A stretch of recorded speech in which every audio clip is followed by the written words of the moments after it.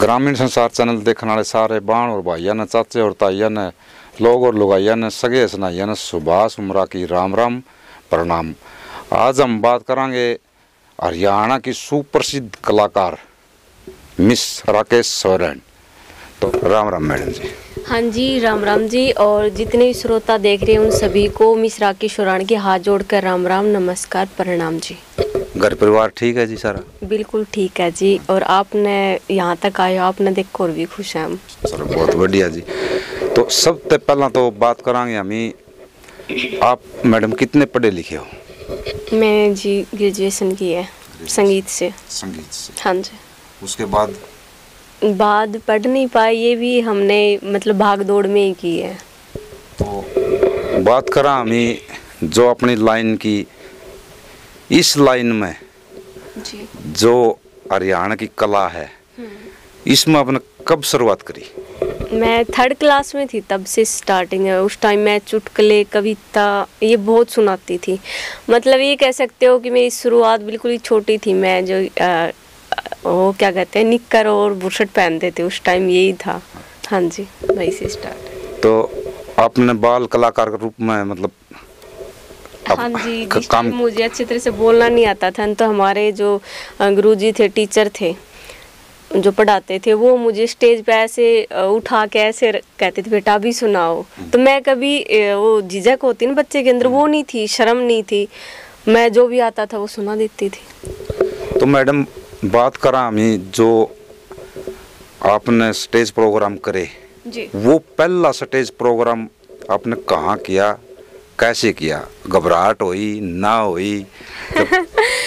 पहला तो मुझे सबसे पहले तो स्कूल प्रोग्राम मुझे बहुत ज़्यादा मिले, फिर कॉलेज प्रोग्राम, और फिर मुझे पब्लिक का प्यार इतना मिला है कि मैं उसको अब तक समेट नहीं पाई और समेटना भी नहीं चाहती। मैं चाहती हूँ मेरे पास इतना प्यार, इतना ढेर सारा प्यार हो, आशीर्वाद हो, दुआएं हो, ताकि मैं जो कर रही हूँ अब वो भी बहुत अच्छा हो। तो मैडम बात करा हमें अपने गुरुजियों के बारे में जी। तो अपने गुरुजी कौन है जी आपके? मेरे गुरु मेरी माँ है, मेरे पिता हैं। क्योंकि मैंने किसी से सीखा नहीं, मैंने सुन के गाना सीखा था। मतलब सुन के मैंने गाना स्टार्ट किया। ये नहीं है कि मेरे किसी गुरु ने मुझे क्या बोलते क्लास दी हो, अदरवाइज कुछ सिखाया हो। और संगीत में मैं लता जी जो हमारे बीच वैसे तो अमर है, वो संगीत की माँ थी, मैं उनको मानती थी। हाँ जी, और मानती हूँ अब भी मानती हूँ। मतलब तो मैडम घर वाले का मतलब कितना सहयोग रहा है इसमें, जो आपने रागनी गाई हैं, भजन करे हैं, स्टेज प्रोग्राम जो भी आपने कराया है, तो घर वाला कितना सहयोग रहा है इसमें? मेरे परिवार का सबसे बड़ा सहयोग परिवार का ही है मेरा। मेरे माता पिता हैं, वो अनपढ़ हैं, लेकिन फिर भी मुझे उनकी सोच ऐसी है कि वो शिक्षित हैं, जैसे कि हम लोगों से भी ज़्यादा शिक्षित हैं। कभी मुझे बेटी होने का एहसास नहीं हुआ, हमेशा बेटे जैसा प्यार किया है। क्योंकि हम 3 बड़ी बहनें, छोटे भाई हैं मेरे। तो अब मेरा जन्म हुआ था, मेरे पिताजी ने मेरा राकेश नाम इसलिए रखा था कि बता दूं कि अगर तीसरी लड़की हो तो भी मैं राकेश रखूँगा, लड़का होगा तो भी राकेश रखूँगा। तो मैं लड़की हुई तो पिताजी ने बहुत गर्व के साथ, मेरे मामा जी फौजी छुट्टी आए थे तब मेरा नाम भी इसलिए रखा कि मैं मेरी बेटियों को मैं बेटा जैसा प्यार दूँ। हाँ जी। तो मैडम जी अपने दर्शक है, जो ग्रामीण संसार के दर्शक है, वो ये जानना चाहे हैं अगर मैडम का गांव और शहर कौन सा है? मेरा गांव चांदवास है, जो कि मुझे बहुत प्यार करते हैं। बड़े से लेके छोटे तक, बच्चे, बूढ़े, जवान, मेरी काकी, ताई, सभी मुझे बहुत आशीर्वाद प्यार देते हैं। और मेरा डिस्ट्रिक्ट पहले तो भिवानी था, अभी चरखी दादरी है जी। हाँ जी। तो मैडम हम बात करें जो स्टेज प्रोग्राम जो आपने करे हैं जी, तो किस कलाकार ने आपका मतलब सहयोग कराया, सबसे ज्यादा जो सहयोग कराया वो किस कलाकार का रहा? सहयोग तो ऐसा कोई कलाकार नहीं है कि मुझे कभी ऐसे कलाकारों ने सपोर्ट किया हो, बल्कि मैंने बहुत सारे कलाकारों का सपोर्ट किया है। हाँ जी, लेकिन जो बड़े आर्टिस्ट हैं जो हमारी लाइन में रहे हैं, जैसे कि रागनी में मतलब सत्य कथूरा जी, जिनको मैं बहुत रिस्पेक्ट देती हूँ, आज़ाद खंडा खेड़ी जी, नरेंद्र दांगी जी, मास्टर सतवीर जी, और क्या बोलते हैं, जो हमारे पहले मंजू बाला और राज किशन जी हुए, उनकी रागनियाँ बहुत सुनी है मैंने। और जो हमारे फोक था, जो कि पहले चित्रा आता था फोक का, वो मैंने बहुत सुना है। तो उन कलाकारों को मैं मानती हूँ, उनसे मुझे सीखने को मिला है। अदरवाइज कोई पास बैठा के ऐसा कुछ नहीं हुआ कि मुझे किसी ने सपोर्ट किया। उनकी जो वाणी है, उनकी जो आदर्श है, उन पे चल के मैंने बहुत कुछ सीखा है। भाई हाँ, ये अच्छा करे तो मैं भी कुछ अच्छा करूँ। हाँ जी। तो मैडम जी बात कराऊँ उन टेमा में जिस टाइम पे आपने हरियाणवी कंपटीशन में अपना पैर धरिया जी, उनमें तो घुसने भी जगह कौन थी उस टाइम पे, और इतने कंपटीशन होया करते जिसका कोई अंदाज नहीं है। जी जी। तो कलाकार की करते जिस तरह राकेश सोरेन है या कोई भी अदर कलाकार जितनी भी हुई हैं, पासी नैयर है या विन्नू चौधरी हुई है या कोई भी कलाकार है, जिस तरह स्टेज पर आया था कि हाथ पकड़ लिया या भाई मतलब सरपा धर दिया या कोई भी है, तो उनमें मतलब आपने कदे ये महसूस नहीं कराया अभी ये कलाकार के करने लग रहा है, तो उन कदे आपने इसे एक तो ये महसूस करा भाई नहीं स्टेज का काम है, ये तो कोई होता ही रहा है, या एक आपने कदे नू महसूस करिए नहीं ये ऐसा नहीं होना चाहिए? देखिए, जब एक कलाकार स्टेज पे होता है ना, तो वो एक कलाकार रूप में होता है, कला दिखानी होती है उसको। हाथ पकड़ना या फिर अदरवाइज मतलब कोई डायलॉग मारना या फिर अदरवाइज कोई बात कहना, वो एक पर्दे के अंदर होती है, तो वो कलाकार एक कलाकारी रूप होता है। अदरवाइज वो लोग दिखावा करते हैं तो मैं उस चीज़ को नहीं मानती, ना मैंने कभी माना। इस चीज़ के लिए मुझे स्टेज पे मेरा झगड़ा होता था इस चीज़ को लेकर के, भाई हम लोग कला दिखाने के लिए आए हैं, अदरवाइज आप लोगों को गलत संदेश दे रहे हो, वो गलत है। मेरा हमेशा से ये बोलबाला रहा, अब भी है मेरा। जैसे इंस्टाग्राम पे जो लोग गाली गलौज करते हैं, अदरवाइज बेफालतू की चीज़ें फैला रहे हैं अपनी संस्कृति को लेकर के, उस चीज़ को मैं अब भी आवाज़ उठाती हूँ, पहले भी आवाज़ उठाती थी। हाथ पकड़ना है, अदरवाइज सिर पर हाथ रखना, वो एक कला है। वे अपना रूप कौन सा ले रहे हैं हम कलाकारी के अंदर, माँ भी बनना पड़ता है, बहन भी बनना पड़ता है, वाइफ भी बनना पड़ता है, एक रूप है वो। बड़ा भाई भी बनना पड़ता है, पति भी बनना पड़ता है, पत्नी भी बनना पड़ता है, ठीक है ना, बेटा भी बनना, बेटी बनना, एक हर रूप होते हैं कलाकार के जी। उसमें कोई मतलब टेंशन वाली बात नहीं होती है, क्योंकि उस टाइम एक कलाकार है ना स्टेज के ऊपर पवित्र मन से होता है। मैं ये कहती हूँ, हम जो मैं फील करती हूँ, जो अब भाई मेरी कला इस लोगों को पसंद आए, और मैं कला को जिस चीज़ को परमात्मा ने मुझे इतना सब कुछ दिया है, मतलब मुझे अलग दुनिया में बनाया है, तो उस चीज़ का मैं कभी दुरुपयोग ना करूं। तो मुझे नहीं लगता ये टेंशन वाली कोई बात नहीं होती। कला है, उस चीज़ को दर्शाना हमारा कर्तव्य है, वो कर रहे हैं हम। तो कोई सा प्रोग्राम भी हुआ है जी कि जिस तरह पहला तो रेत माटी बोतल बगा देंगे, लफाफे बगा देंगे, कंपटीशन हम तो ये काम मतलब चलाया करते, हर लगभग हर कंपटीशन में ये होता था कि रेत माटी तो चलता है चलता। तो कदे राकेश सोरेन ने भी कदे स्टेज छोड़ के वापसी जाना पड़ा, ऐसे प्रोग्राम भी हुए हैं?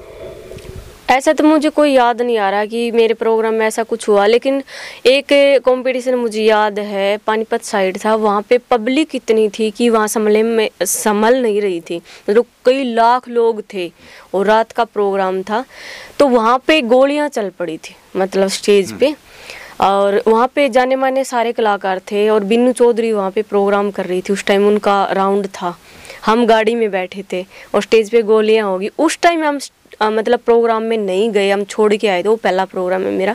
अदरवाइज तो मेरे किसी भी प्रोग्राम में ऐसा कोई नहीं हुआ कि भाई आप जो बता रहे हो मोमेंट, वो कंपटीशन, मैंने कंपटीशन सिर्फ 3-4 महीने किए, मैंने सिर्फ रागनी किए हैं, फिर रागनी स्टेज किए। कंपटीशन अलग चीज़ है, वहाँ पे सब कुछ मतलब उपरात्री रागनी भी होती हैं। मैंने 5-6 महीने जो भी किया, 2 महीना 3 महीना या 5-6 महीना जो भी है मेरा कंपटीशन का, हर कलाकार के साथ मैंने रागनी भी गाई है, जो उपरातली हरियाणा की रागनी मानते हैं उस चीज़ को, भाई डूट में रागनी होती है। हाँ जी, मतलब सारे आर्टिस्टों के साथ, लेकिन मैंने उनके साथ अच्छा फील नहीं हुआ मेरा, तो इसलिए मैंने नहीं किया आगे। और मुझे पता नहीं कंपटीशन में किसके साथ क्या हुआ, लेकिन जहाँ मेरा स्टेज होता था मैं एक कंडीशन रखती थी, भाई अगर यहाँ पे बेफालतू स्टेज पे चढ़ेंगे, अदरवाइज बेफालतू यहाँ पे कोई आप डिमांड रखोगे तो मैं वो प्रोग्राम नहीं करूँगी। और मैं ऐसे प्रोग्राम कई बार तो ऐसा हुआ है कि जो यहाँ मतलब आके प्रोग्राम बुक करवा देते हैं और वहाँ जाके कुछ और होता है, तो मैं प्रोग्राम छोड़ के आती थी, भाई मुझे ना तो तुम्हारी पेमेंट लेनी, ना मैंने प्रोग्राम रखना, आप लोग कीजिए, नो टेंशन। जो मैं यहाँ तक आई हूँ, मेरी टीम का खर्चा मैं दूंगी, नो टेंशन, मुझे कोई टेंशन नहीं, क्योंकि मैंने समाज में रह के काम करना था। अदरवाइज इंजॉय की खातर काम नहीं किया मैंने कभी भी। ये तो मैडम जिस तरह प्रोग्राम करने जाया कर दे, तो पार्टी के साथ में आप अकेले जाया कर दे या फिर साथ में जिस तरह पापा हो गया या मम्मी हो गया या भाई हो गया, कोई साथ में जाया करता आपके? पहले तो मेरी पूरी टीम होती थी, और फिर मेरे भाई और हम, मेरे ड्राइवर, अदरवाइज 1-2 गनमैन, जो भी है हमारी पूरी टीम होती है। हम 20-22 आदमी होते थे, मतलब टेंशन वाली कोई बात नहीं थी, पूरी फैमिली होती थी, फैमिली होती है वो। लड़कियों के लिए अपने समाज में ये कहा जाओ कि भाई मतलब ये तो रात के प्रोग्राम बहुत ज़्यादा होया करते। हाँ जी, उनके में तो लड़कियों के लिए तो वैसे ही बाहर निकलना बहुत अपने समाज में वैसे समझा जाओ है। तो आपने भी कदे दूसरे पर सुनने में आई अपने लिए कोई कुछ कंधा कवा है मेरे लिए? हाँ जी, देखिए, कोई भी काम अच्छा करते हैं ना, तो वो बहुत संघर्ष होता है, उसमें स्ट्रगल बहुत होता है। और एक लड़की हूँ, इसका एहसास है मुझे, मतलब जन्म से ही कह देते आप लड़की हो। मतलब मेरे माता पिता ने कभी एहसास नहीं दिलाया कि मैं लड़की हूँ, लेकिन कुछ बातें ऐसी हैं कि मेरी एक लिमिटेशन है। एक लड़की हूँ तो इसका भगवान ने मुझे लड़की बनाया, तो मैं लड़का बनूँ तो वो गलत है। ठीक है, सोच हमारी थॉट है, उनको मत मारो, उनको आज़ाद रखो। लेकिन लड़की हूँ तो मुझे मानना पड़ेगा मैं लड़की हूँ। लड़की के अंदर एक शर्म हया होती है, उसकी एक दायरा होता है, मैंने कभी नहीं लांगा जी। कि कोई प्रोग्राम हो या सामाजिक बात हो या फिर किसी भी एंगल से लगा लो, मैंने कभी नहीं लांगा। क्योंकि मैं चाहती थी मुझे जो प्यार मिल रहा है, आशीर्वाद मिल रहा है, वो जो मैं रिस्पेक्ट करती हूँ अपनी कला की, अपने समाज की, अपने भाईचारे की, अदरवाइज जो मेरे रिश्ते नाते उनकी, मेरे माता पिता की, तो वो चीज़ें मुझे आगे लेके जाएंगी। अगर मैं स्वार्थ में बह के अदरवाइज अभी मैंने टीआरपी बना के आगे जाना है वो करती, तो मुझे समाज इतना प्यार नहीं देता। हो सकता है मेरे पास पैसा बहुत होता, इससे भी ज़्यादा होता, नाम इससे भी बड़ा होता, लेकिन सुकून नहीं होता। क्योंकि इज्जत की रोटियाँ होती ना, वो बहुत ही सुकून की होती हैं, और वो हमने इज्जत की रोटियां खानी, मतलब इज्जत का काम किया हमेशा से। तो मैडम जी बात करा हम बीच में जिस तरह रागणिया प्रोग्राम हैं बहुत से थे, अब मतलब क्या है कि लेडीज के जो रागणी के प्रोग्राम हैं वो तो बिल्कुल ख़त्म हो चुके हैं, ये के कारण है? नहीं, पहले बात तो जो कलाकारा होती थी लेडीज, जैसे कि हमारी पुरानी आर्टिस्ट रही हैं सरिता चौधरी जी, पिछले दिनों उनका पता नहीं किस वजह से उनका मर्डर हुआ है या अदरवाइज क्या हुआ है, उनका देहांत हो गया। मैं तो यही कहूँ भगवान उसकी आत्मा को शांति दे और अच्छी जगह दे उनको, जो कि अपनी संस्कृति के लिए बहुत कुछ किया, उसने अपना जीवन दे दिया। और जैसे कि लीलम चौधरी हैं, पासी जी हैं, अदरवाइज बिन्नू जी भी चली गई इस दुनिया से। बहुत सारी ऐसी आर्टिस्ट थी जो पहले, सुदेश शर्मा थी जो उनकी वोकल बहुत ही फोक थी, जो बड़ी आर्टिस्ट हैं जिन्होंने बहुत कुछ सहा है, पब्लिक को बहुत कुछ मनोरंजन किया है। उनको मैं यही कहूँगी, उनकी संघर्ष को और उनकी चीज़ों को बहुत कुछ मायने रखते हैं। आज वो लड़कियां काम नहीं कर सकती, वो काम है नहीं, वो कला ही नहीं है। पहली बात तो आज क्या चाहते हैं कि हम मेहनत तो करें नहीं और टीआरपी हो बहुत बड़ी, तो बिन मेहनत तो सुख आप एक बार खा लोगे, 2 बार खा लोगे, इससे आगे तो नहीं खा सकते ना। रोटी खाएंगे तभी पेट भरेगा। हम डोसे खा लें, गोलगप्पे खा लें, अदरवाइज कुछ भी खा लो हम बाहर होटल में, लेकिन घर का खाना नहीं खाएंगे, या फिर घर की चटाई जब तक नहीं मिले नींद नहीं आती ना। वही बात है। आपको क्या पसंद है जी? क्या, किस वे में बताइए? ये डोसा ऐसे कोई भी, मतलब आपका मन पसंद? बताऊं, मुझे सबसे ज़्यादा, अभी तो मैं नहीं खाती, थोड़ी सी बीमार होने के बाद थोड़ा सा ब्रेक सा लग गया था, मैंने गोलगप्पे खा के रागनियाँ गाई हुई है। अच्छा। हाँ जी, कोई ये कहता है ना कि परहेज होते हैं, मैंने किसी चीज़ के परहेज नहीं किए। परहेज किए तो वो विचारों के किए, हमेशा विचारों के किए। भी हमारे विचार किसी के दिल को ठेस ना पहुँचाएं, या फिर हमारे विचारों को सुन के लोग कोई गलत संदेश ना मिले लोगों को। लेकिन मैंने घी चूरमा खा के, और गोलगप्पे जब खाने होते थे तो गोलगप्पे भी खाते थे, लेकिन घी चूरमा खा के मैंने रागनी गाई है। वो दंगल होता था तो उसमें ऐसा ही। तो मैडम मैं बात करूं अपनी गाथा की, जिस टाइम राकेश सोरेन जी। स्टेज पर आई, उस टाइम पर राकेश सोरेन के 2-4 रागनी या 5-10 रागनी याद करके स्टेज पर आ गई थी या फिर गाथा याद करी? देखिए, पहली बात, जब मैं पहला कंपटीशन मेरा सतनाली के पास था, उसके अंदर काफ़ी बड़े आर्टिस्ट थे और मुझे ये नहीं पता था कि कंपटीशन होता कैसे है। मैंने पहले गाया था एक भजन, देवे धोखा यार न वो यार नहीं, वो भजन गाया था। और फिर मैंने एक रागनी देशभक्ति की गाई थी, सो पड़े मुसीबत बेटा, हाँ जी, भगत सिंह की। इनसे मेरा स्टेज शुरू हुआ रागनियों का, जबकि मैं 7वीं कक्षा में थी उस टाइम। हाँ जी, हमने बहुत छोटी सी देख ली। हाँ जी, छोटी सी, मतलब मेरा ये लगा लो 18-19 साल हो गए, बल्कि 19 साल हो गए मुझे। मैं 30 साल की हूँ, 31वें साल में हूँ, तो आप देखिए मैंने कितना लंबा दौर किया होगा। मेरी शुरुआत भजनों से है और अब भी मैं भजन, जब तक जीऊँगी भजन तो नहीं छोड़ सकती, परमात्मा का नाम लेना नहीं छोड़ सकती, क्योंकि मालिक एक ऐसी चीज़ है, सब गुनाह माफ़ करता है, सबकी सुनता है, अच्छा हो तो भी उसके द्वारे जाता है और बुरा हो तो भी उसके द्वारे जाता है। ये नहीं है कि हम मंदिर में जाके प्रसाद चढ़ाएं, भगवान को याद करें तभी भगवान आता है। हम सूखी रोटियां खा के मालिक का शुक्रिया अदा करें तब भी मालिक हमारी सुनता है। मेरे ये खुद के विचार हैं। हाँ जी। एक और चीज़ देखी जी, हमने जितने भी हरियाणवी कलाकार हैं, हाँ जी, जितने भी स्टेज प्रोग्राम रागनी गाई हैं या भजन गाए हैं, जेंट्स जो कलाकार रहे हैं उनने किस्से बहुत गाए हैं, और जो लेडीज जो कलाकार रही है उनका मैंने आज तक का रिकॉर्ड मतलब देखा नहीं आप ही, तो किस्सा नहीं गा किसी ने भी, योग के कारण रहा है। कौन कहता है किस्से नहीं गाए? ये तो नहीं कह सकती मैं पूरे किस्से गाए। हाँ जी, हाँ जी, हाँ जी। लेकिन जब यूपी में प्रोग्राम होते थे हमारे, हमने 4-5 साल यूपी में प्रोग्राम किए, वहाँ पे एक कंडीशन होती थी कि एक ही किस्से की एक राउंड में 4 रागनी एक किस्से की।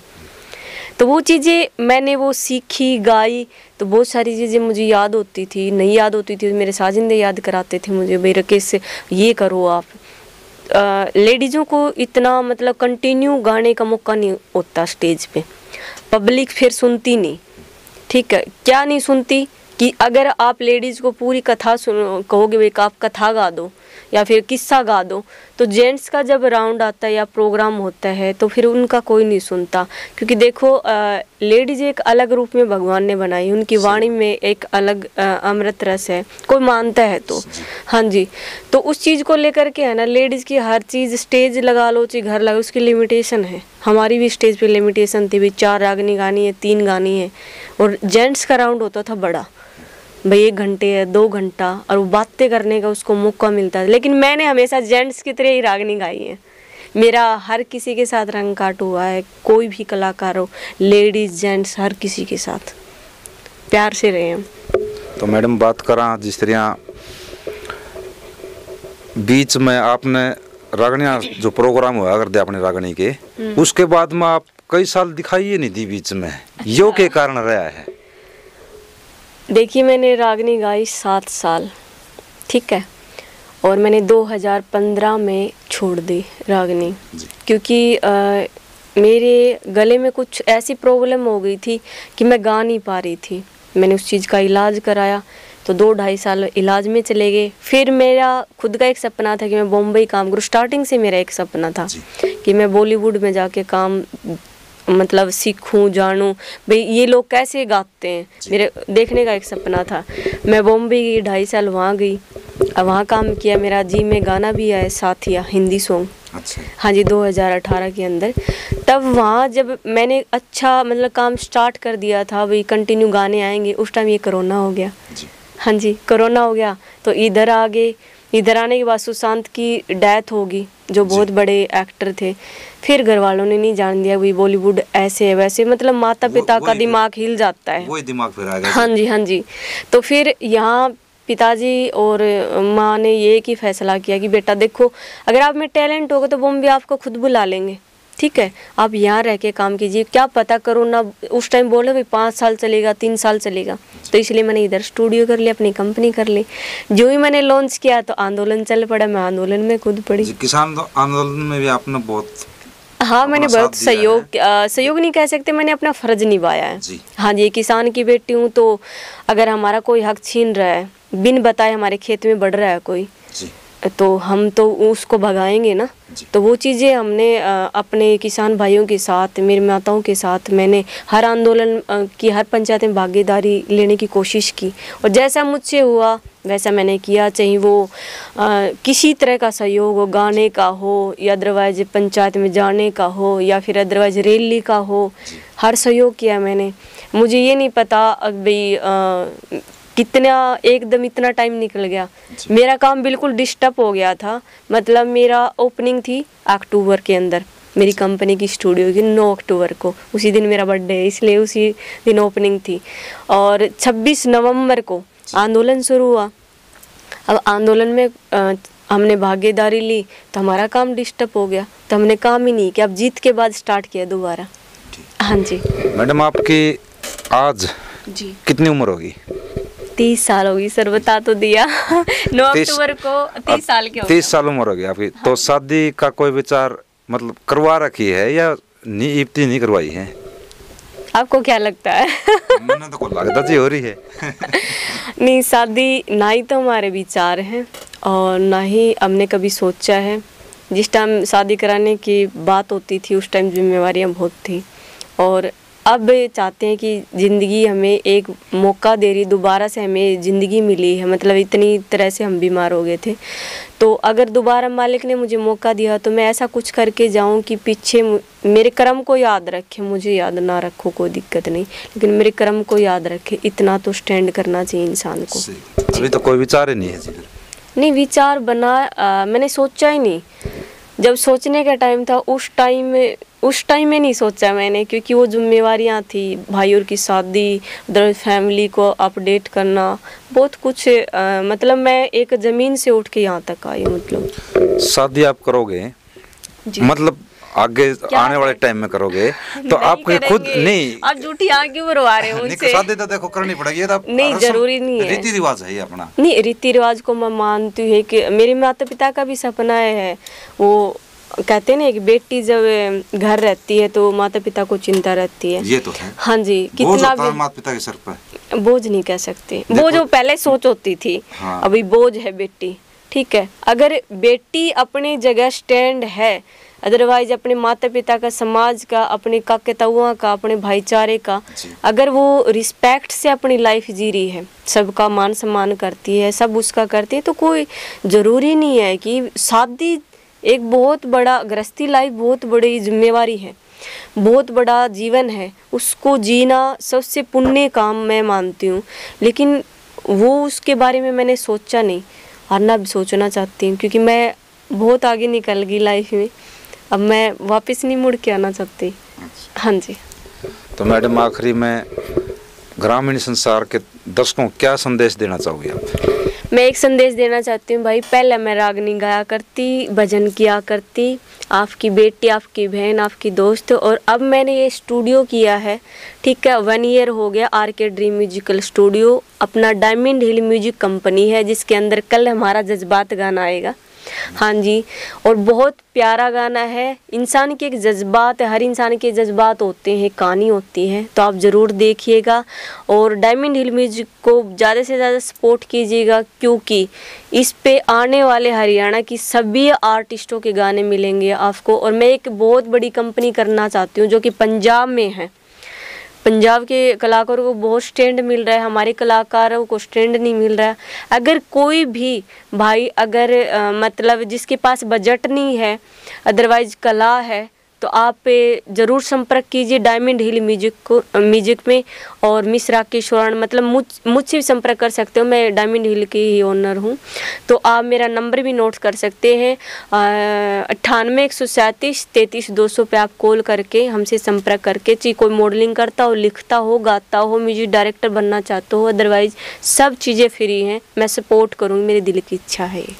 ग्रामीण संसार चैनल को आपने इतना कीमती समय दिया, मैडम आपका बहुत बहुत धन्यवाद। मैं आपका धन्यवाद करूंगी, आप इतनी दूर से चल के मेरा इंटरव्यू ले रहे हो, और उसके लिए मैं दिल से शुक्रिया अदा करती हूँ। कि और सभी को बता दो भी इनके चैनल को, मतलब दोबारा से बताना, कौन? ग्रामीण संसार चैनल को आप सब्सक्राइब कीजिएगा, और इस चैनल की जितनी भी न्यूज आए आप सभी बहुत प्यार देना, आशीर्वाद देना, ताकि ये चैनल बहुत बड़ा बन जाए।